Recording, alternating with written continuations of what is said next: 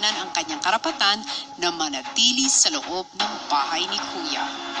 Mark at Yamyam, tumayo kayo sa likod ng inyong mga maleta dahil isa sa inyo ay dediretso na sa labas ng bahay ni Kuya.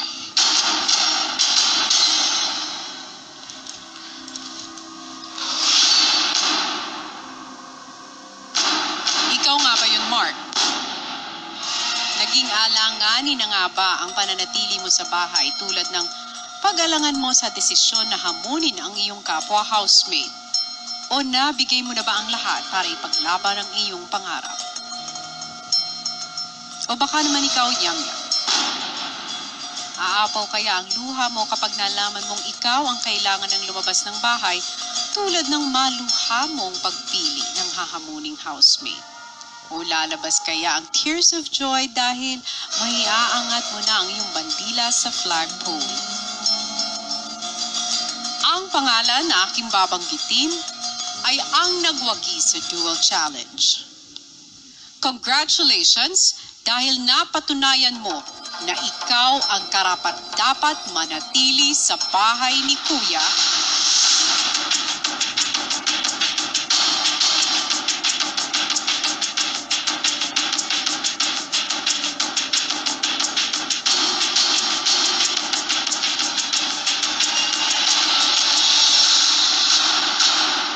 Mark, congratulations, and I am sorry, Yamyam, hindi ka nakarapat-dapat pang manatili sa bahay. Magpaalam ka na sa iyong mga kasama.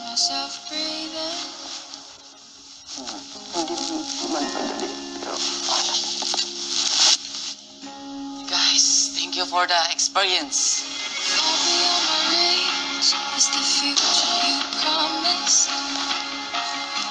Now what I never even had, I have every reason to miss, and I don't know where I could find strength to let you go, when the only life I've come to know packed his bags and left me alone.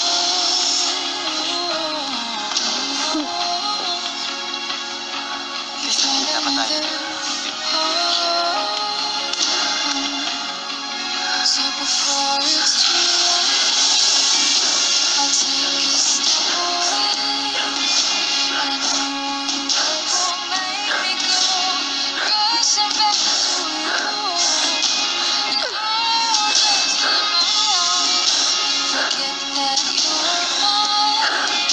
How do you go from making one your home and then just letting it all go? Let me take it before it's ended. Thank you for experience.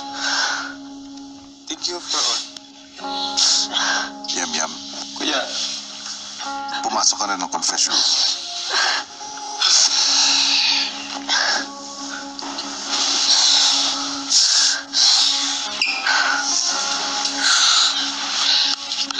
laban.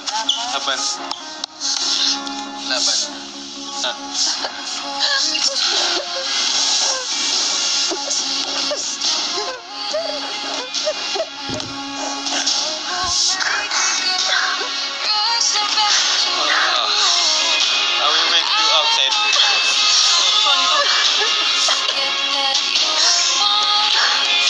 How do you go from making one your home and then just letting it all go? Let me take it home and then just letting